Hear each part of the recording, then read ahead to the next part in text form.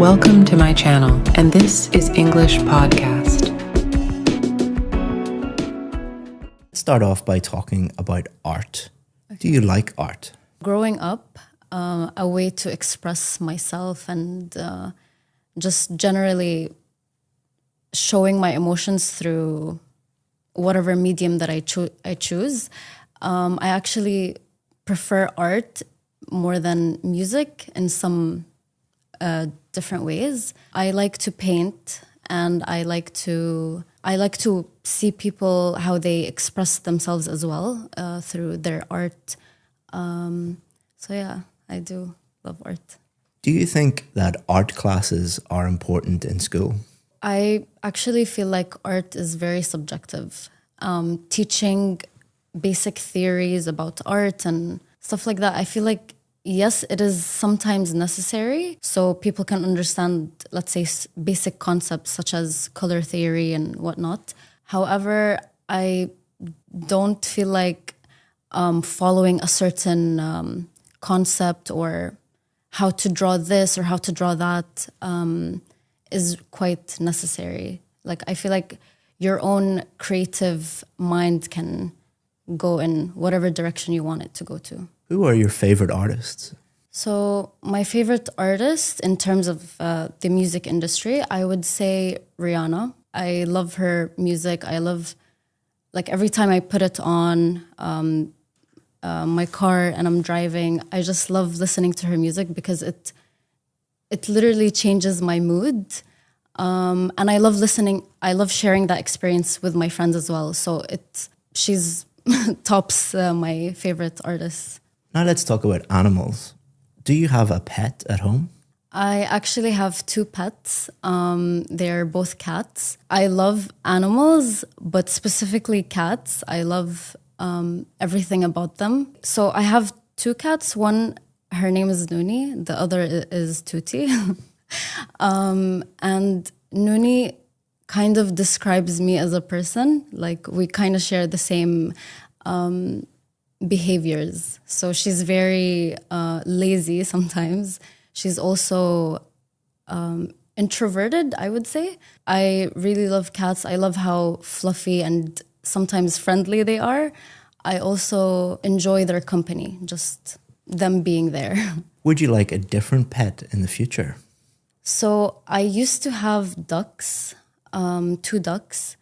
And unfortunately, I had to give them up to shelter because I felt like I couldn't properly take care of them in my house.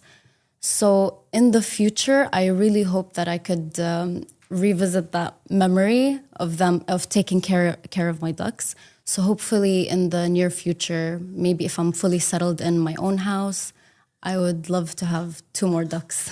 And do you prefer cats or dogs? Definitely cats. Like, I think it's because I come from like a Muslim family, so we kind of have like a taboo or like an idea of dogs. Like, it's not clean. It's not, So cats are just the way to go. Like, I love cats, their personality, the way they look, the way they act, everything about them. Now let's talk about reading. How often do you read books? Back in middle school, I used to be so into books. It was basically my personality trait. I really, really enjoyed, like, I had my alone time is just spending my time reading books. And at one point, my family just told me, like, get out of the house. Like, what are you doing? And even if I did go out of the house, like, I would just carry my book everywhere I go.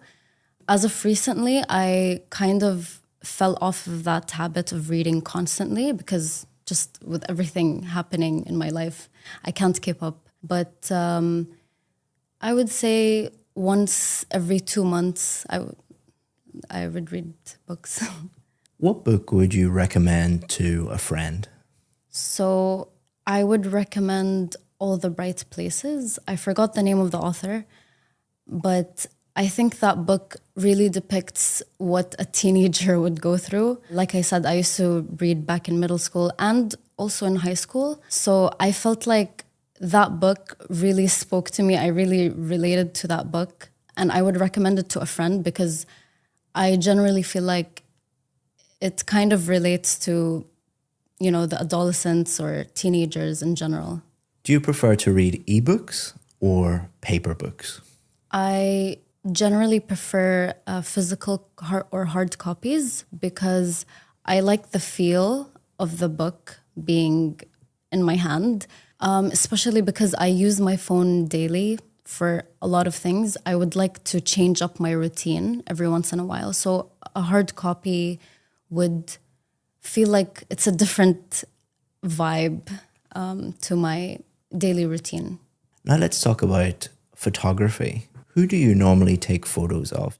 Whenever I go out or step outside the house, I love taking pictures of whether it's of my friends, my family members, or cats. I actually enjoy looking at things from a different perspective. So let's say just like the book on the table or the light or even just a bird from afar. I like taking pictures to show people like through my eyes what I see or how I view the world. Do you ever put any of your photos in frames? I've actually never thought about that. I've never done that before. It's actually interesting because I've seen a lot of people do that online where they print out their Polaroid pictures or like a physical copy of pictures that they've taken before and they framed it. And actually, I think I've seen my friends do that before. So, I mean, why not maybe once I move out? When you are on holiday, do you prefer to send postcards or do you prefer to take photos and send them to people? I've never done the postcards thing before. I feel like it's kind of outdated, but I wouldn't mind doing that or start doing that in my vacations. But I usually just take photos and send it on WhatsApp. Let's say my family group, I send it just to show them like what I've been up to in my vacation. So yeah, just photos. I would like to talk about the author or the writer that I would like to meet in the future. Unfortunately, she passed away, but the writer is Jane Austen. She is the writer of Pride and Prejudice, which is the current read that I'm reading right now. The reason why I would like to meet her is because of how during her time, which is around 1700s or 1800s, I was always interested in like the Victorian or like how they were in the past, the way they dress, the way they talk, especially because people in the past spoke differently, like the language or the words that they used were very different. Right now, I'm reading one of her books, Pride and Prejudice, and sometimes I have to Google what she's saying. Like, I don't understand what she wrote. It's very interesting the way she writes or like the language that she uses, describing her, like the setting, the story setting. I really enjoy it. And I would like to find out about her lifestyle specifically because, again, I'm just very interested or intrigued about the idea of like living in that era of where the time that she was still alive. Why I would like to meet her is because I'm, again, very interested in how she speaks or how she spoke and the language or language that she uses. Okay, well done. That's the end of the 2 minutes. So we've been talking about a writer that you would like to meet, and we're going to continue to talk about reading in section 3. What kind of books are most popular with children in your country? In my country, to be honest, I'm unaware of. I don't know that much, but when I was a kid, I used to like Dr. Seuss. Even now, sometimes if I see Dr. Seuss online, I would just skim through it because I like how it rhymes. It was just fun to read, to be honest. Why do you think that some children don't read very often? So I'm a firm believer in terms of how parents reinforce their children. So when it comes to, like, I've personally seen how parents act with their children, giving them iPads or like just letting them watch TV. So I believe that if parents enforce their children to read more books or encourage them to start reading together, that would be a fun exercise to do at home. Other than that, I feel like the parents are usually the biggest reinforcers. Now let's talk about reading for different purposes. Do you think that speed reading is a useful skill to have? I do think that it is a useful skill. So for me, I read really slow. Like sometimes I have to reread a paragraph because I couldn't just decipher what it was saying. So I feel like in terms of like high demand jobs where they need to get a lot of things done on time, so speed reading could be a useful skill. Some people believe that reading novels is more interesting or more enjoyable than reading nonfiction. Why do you think that is? So I feel like reading just generally could give you a timeout from everything. I would understand why people would prefer fiction over nonfiction, because just in your daily life, you're experiencing a lot of, draining energies around you. So when it comes to your alone reading time, you get to experience, or I guess be creative in your imagination. So yeah, that's why I think fiction books are more popular.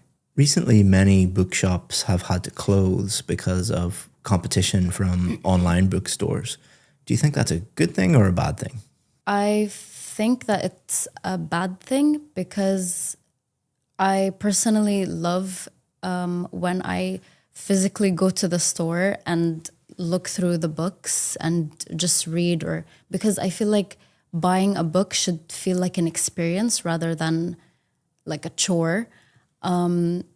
So buying it online diminishes that experience overall. So yeah, I feel like it is a bad thing that the physical stores are closing and online stores are overtaking. Let me give you some feedback on your performance. So you're hoping to get a band 9, and I'll go through the 4 marking criteria. So pronunciation, fluency and coherence, grammar, and vocabulary. So let's start off with your examiner will be thinking about 2 things. One will be clarity. Can he or she understand everything that you're saying? And I can understand 100% of what you're saying. Every word, every syllable is extremely clear. The examiner is not really thinking about accents or anything like that. What they're thinking about is, do I understand you? I can understand you 100%. So that's excellent.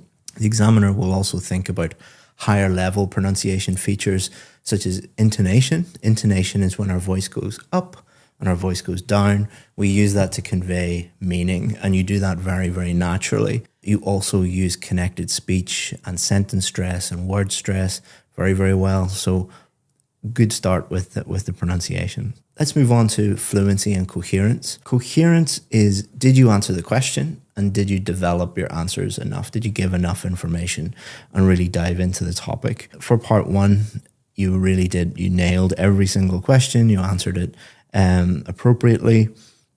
You developed it enough. Part 2, you're talking about Jane Austen. You would be fine for this one. It was describe a writer you would like to meet. Hypothetically, we could meet someone who has passed away. Just be very careful on test day. Make sure that you're really, really focusing in on that topic. For that one, I don't think any examiner would say, oh, you can't meet Jane Austen, so let's mark you down. Because it's kind of one of those questions, who would you like to meet, alive or dead? So you would be fine, but just be careful on test day. Part 3, you did answer each question. However, you could have shown the other side of some of the things. For example, why do you think some children don't read books very often? So you said it's because of the parents. Are there any other sides to that? Is it because of maybe you could talk about children, maybe they're distracted with other things? You did mention that. I'm being overly critical just to make sure that you do get the highest mark. But also some of the other questions, could you have shown the other side of the argument? Could you maybe have thought of different ideas and explored different ideas? The way that you did answer it, I think would be absolutely fine. But on test day, towards the end of the test, students are often tired, stressed, they just want it to be over. And on test day, you might just pick an answer, pick an idea, answer it quite quickly without really knowing that you're answering it quickly. And then if you do that for all questions in part 3, it could affect your score. For this one, I don't think it did. I'm just being really, really cautious. A good way to answer those questions is, okay, what do I think? What would someone who disagrees with me think? Explore the topic a little bit more if you can. You don't have to do it for every answer, because what will happen is if you try to think too much, it could affect your fluency. So you could be like, I don't know. And then that will affect your fluency a little bit. Overall, your fluency was excellent. In part 3, you could tell when you were thinking. Generally, when people pause and hesitate a little bit, it's because they're thinking a lot more. But you were only thinking about the next idea. You weren't thinking about vocabulary or grammar or which tense am I using or what's a better adjective to use. If you were doing that quite a lot, it would lower your score. But the examiner recognizes that you're not looking for language. You're not looking for English. You're just thinking about the next idea. And you were like, I know, at times, but that's quite natural. The way you did it was very natural. If you and I were having a normal conversation, you would hear me doing that sometimes. So the examiner isn't looking for perfection. They're looking for, if you went to university in an English-speaking country or you started working in New York or Sydney, would you be able to interact with people and sound natural? And you would. Your grammar is excellent. You have a massive range of grammar. You can talk about any topic. You also do that very accurately. You did make a couple of little tiny, tiny slips, like prepositions. I think you said in holiday instead of on holiday, for example. But native English speakers do that all the time. You can actually make these tiny little slips and still get one of the higher bands, because it is a reflection of the fact that native English speakers, including me, who's an English teacher, I make little grammar slips from time to time when I'm speaking. You used some really, really high level vocabulary like this. So this demonstrates that, we asked you about a range of different topics, and you had enough vocabulary to discuss any of those topics. And all of your vocabulary was very, very accurate. And you were using great topic-specific vocabulary, idiomatic vocabulary. It's like speaking to a native English speaker. So you would get a band 9. Well done. And yeah, I've every faith that you would, if you did the real test, you would get the highest score. Well done. Thank you.